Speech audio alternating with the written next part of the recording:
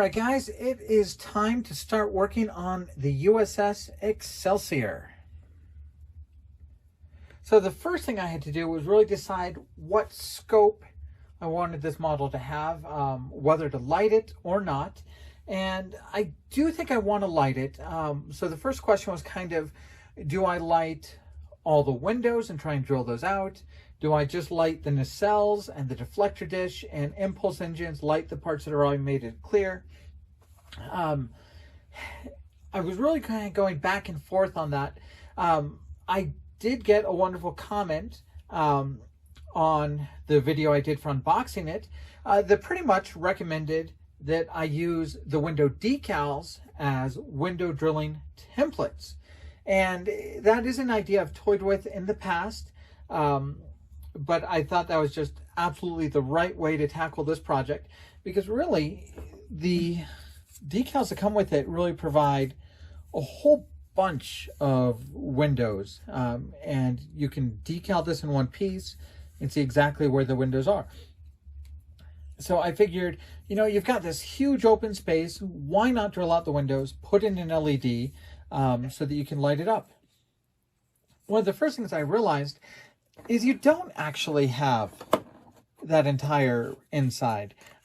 Once you put in the piece for kind of whatever space this is down here, you actually get very little space. And a large number of those windows actually don't have any space behind them for you to actually light them up. Let me show you what I mean.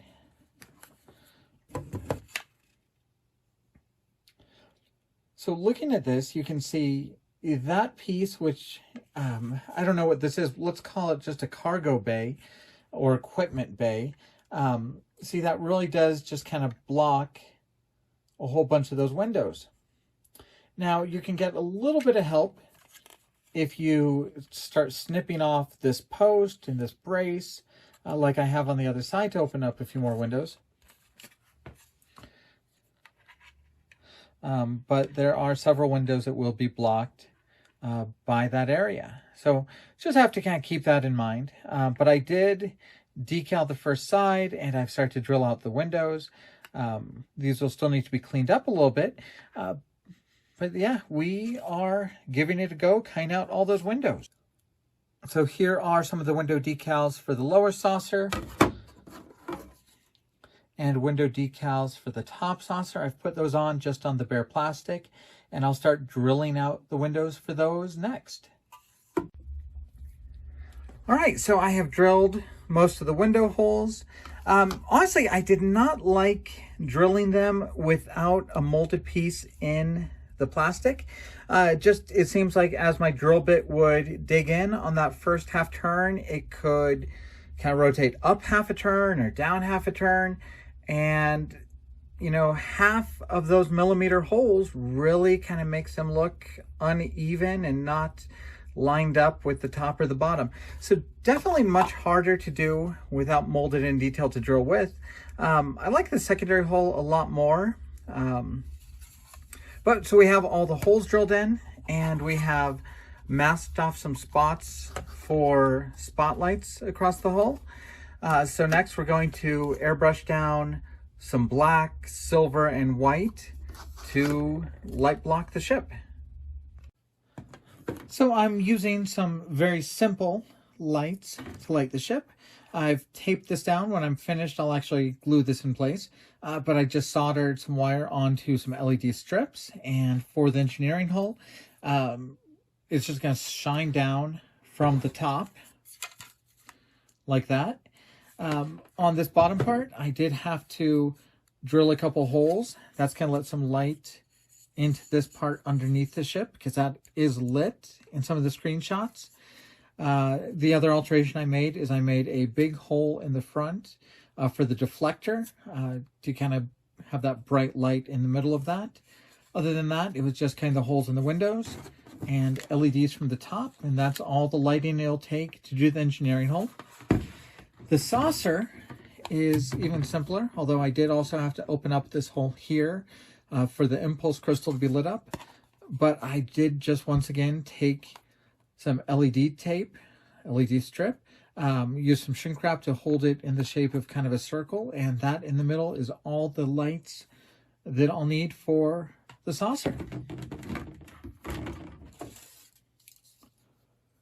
For the nacelles and the pylon, it was actually very nice because the pylons come in two halves, and you can see there's naturally a gap between those two parts.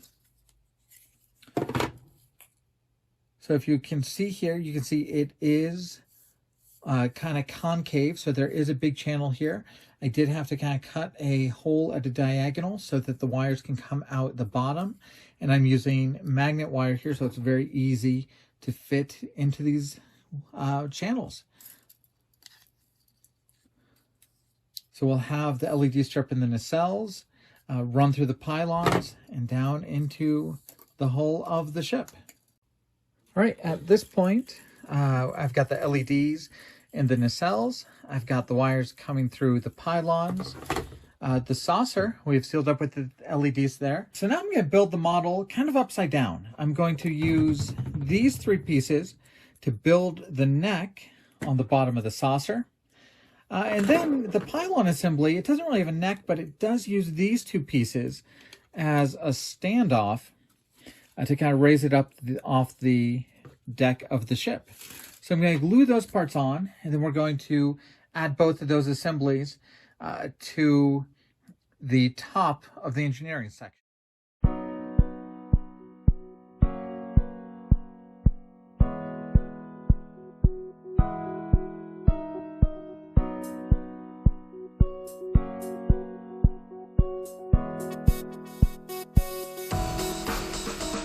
All right, now main assembly of the ship is done, and it's time to put on some of the detail parts.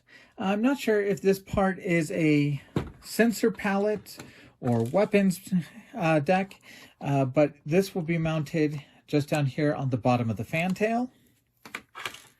After that, it's time to decide whether or not you're doing a Star Trek 3 version or a Star Trek 6 version. Up here on the top, it is set up with an impulse deck for Star Trek 3. You can put an impulse deck for Star Trek 6 on top of it if you like. Here you have your choice of bridge domes for Star Trek 3 or for Star Trek 6. And on the back, you have your choice of shuttle bay assemblies. Now, I think these shuttle bay assemblies are pretty cool. It's almost like an airlock situation. On the Star Trek 3 version, it looks like there may be doors that open up to perhaps a turntable. And when it's time for a shuttle to be launched, it's brought out of the turntable into this chamber. It looks like those doors might close to protect the rest of the shuttle bay. And then the doors on the outside of the shuttle bay would open to let those guys launch. Looks like the Star Trek 6 one has a similar door there. And I think that kind of shuttle bay situation, so you don't decompress the entire deck, is pretty cool. Okay, now I'm going to be doing the Star Trek 3 version, so I'm going to do the bigger bridge, leave this deck, and I'll be installing this shuttle bay piece on the back. Now the nacelles have a ton of clear parts. Basically, you build up a sidewall with clear parts. You cap it with another clear part on top, and just a cowling on the front and the back of the top clear part. Now, one of the questions on the Excelsior is, should you light the nacelles at all? Clearly, in Star Trek 3 and Star Trek 6, all the hero shots, the glory shots of the Excelsior, the nacelles are not lit. Now, the first time the nacelles are ever lit is actually in an episode of Star Trek Voyager, where they kind of do a flashback to the events of Star Trek 6 as seen through Tuvok. And for the model they made to shoot those scenes for that ship, they made the nacelles light up. Now, of course, you could make the argument that the nacelles light up when they're at warp, like the Constitution class Enterprise, on the inboard grills that light up blue or violet when they're at warp. And you can say in Star Trek 3, the Excelsior obviously never made it to warp. And that's why they weren't lit up. You could say all the hero shots in Star Trek 6, the ship is not at warp, and that's why it's not lit up. And you can even see that when they do the warp effect in Star Trek 6, you could say that those blue lines streaking behind the Excelsior are evidence that it's intended to be lit up while at warp. So I don't necessarily feel bad about lighting this. We'll just assume that's the way that the ship is when it's at warp. Now, personally, I would have lit up the other part of the nacelle. Grabbing my old version of the Excelsior here. In Star Trek Voyager, and whenever they show Excelsior class ones that light up in Deep Space Nine, this side stripe, that grill is what lights up.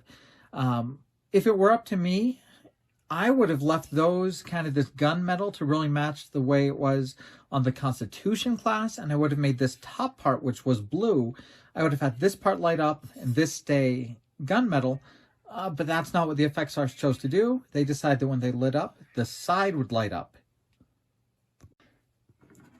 So we're going to be assembling the sidewall. We'll be spraying this with a clear blue all the way around. And then probably the most difficult part will be this top part. It's always hard to light block a piece that's originally clear, especially when I don't really want this to be opaque. I would like it to kind of have some reminder that it's kind of a clear part. So I think from underneath, we will spray it with a blue color. So that'll be what shows. We'll do blue, then underneath that we'll do white. Then we'll start doing silver and black underneath until it blocks out all the light. And then hopefully when you look at it from the top, you'll just see that first layer of a light blue. All right, now we are getting really, really close. So I've done the entire ship in a white base coat. And to me, the ship always looks more gray on film. But looking at the studio model, it is a fairly white ship, at least for the base color. I am going to do the Aztec decals on this, so that will make it a little bit dark. The other thing that I really wanted it to use white on this is so that when I have that spotlight shining through, it'll shine through really well on a very nice white coat. I have painted the deflector dish in a clear blue. I have also done the impulse crystal in a nice clear blue. So I'm going to put those on next. Then there are just these tiny little strips that I've painted a clear red, and those are going to be put in right here for the impulse engines. So I'm going to be putting all those in a moment. All right, this is the nacelle, and this top part I did from underneath. I did a light blue, then layers of white and black underneath it to keep this from lighting up. I did clear blue on the grills. And to help kind of diffuse the light, I put in 2 strips of kind of a packing material in there. This is the packing material I used. This was actually on a glass screen protector for a tablet, but this kind of material works really well to diffuse light. I also, just to kind of dim it a little bit, I put a strip of blue painter's tape right over those LEDs because I want those to glow, but I want it to be even. I don't want it to be too bright, and I want to eliminate hot spots. So before I put all those parts on, I want to look at a few more parts with you because when they redid the ship in 2016, this part here is a new piece. Here's the old one. So you can see the new one, just a lot more detail and some more accurate shapes, especially with these pieces here. So that is new. And the other thing I want you to get a good look at is the inside of this cargo bay that they came out with. All right. And this is what it looked like on the old kit. You can see a lot more detail, a lot more interesting shapes on the new piece.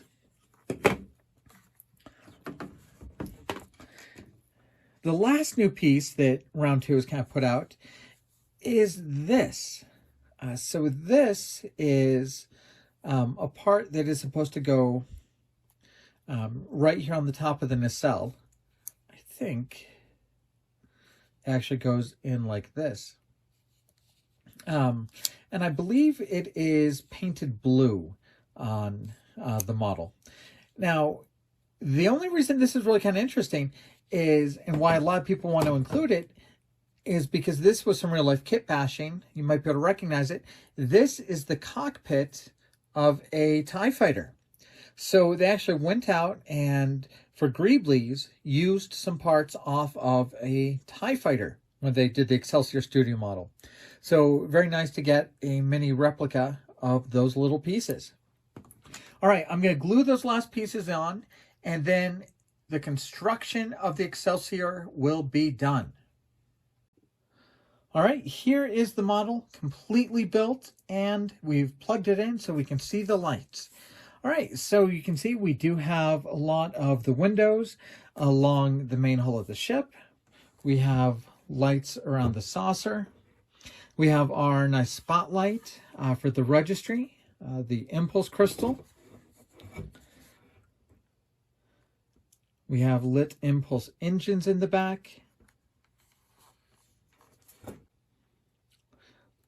We have some lights in the cargo bay. And we have our deflector dish. So how do I feel about this model kit? You know, it's really kind of a hard one to think about. First of all, this is undoubtedly an improvement over the old AMT kit. Better detail, no raised lines, things that were inaccurate are fleshed out so much better in this new build. Even though the kit is improved so much, it still feels kind of like an old kit when you're building it. You need a lot of putty around the seams here. You know, it just doesn't kind of snap together and fit exactly the way you'd like it to. You know, just kind of laying the top on top of these clear parts. There's no real locator pins to match those up well. There's no locator pins to kind of hold this on. It's a little more old school where you have to kind of get it in the right place and glue it down and hold it and make sure it's really situated well.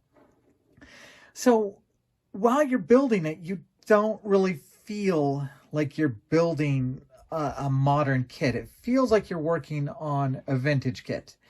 Now, I do think it's improvement because on the old AMT kit, you know, you'd have all those same issues, the same putty needed around the gaps here, the putty you need kind of on the bottom seams. But on the old kit, after going to all that work, you would have an inaccurate ship with these oddly raised grid lines, with the much softer detail in the cargo bay, with all the missing detail on the bottom of the saucer. So really, at least with the new version, you're left with something at the end that is accurate. It's going to look good. I do really wish that it had molded windows the way a lot of modern kits do. Even just little indentations like the Enterprise C, the Enterprise E, the Enterprise D, to really help you drill in the right places. Really, drilling the windows freehand was very hard, and I don't really feel too happy with my end result with those windows I had to drill. So, you know, I would have loved to have had some molded windows to follow as I drilled. But, you know, even though it doesn't have the molded windows, at least they did provide those decals, which I used to kind of plan out where I was going to do my drilling. But you could just put those decals on in the end to get the windows on the ship. So once again, you know, they updated what they could. It is definitely an improvement, but it's not going to feel like a modern build where most of the pieces snap together and fit together. Now we still have quite a bit of work to do on the model, so the next video is going to be finishing this. And to finish it off, we are actually going to have two different sets of decals. We're going to have the decals provided in the kit with the name, the registry, the pennants. We've got phaser bumps, we've got thruster controls. But then I did also find a copy of the Aztec decals for this ship. So we're going to be using the full Aztec sheets to really provide all that intricate hull detail for the USS Excelsior. So definitely stay tuned to the channel to kind of see the video of us decaling up the ship to finish it off. All right, once again, a big thanks to Round2/AMT for sending us this review copy. Big thanks to everybody at the allscaletrek.com forums. If you haven't checked out that forum, definitely check it out. Wonderful resource for anybody who builds Star Trek modeling. And big thanks to everybody who follows the channel and who has subscribed. We'll be back soon with another video. Thank you guys very much.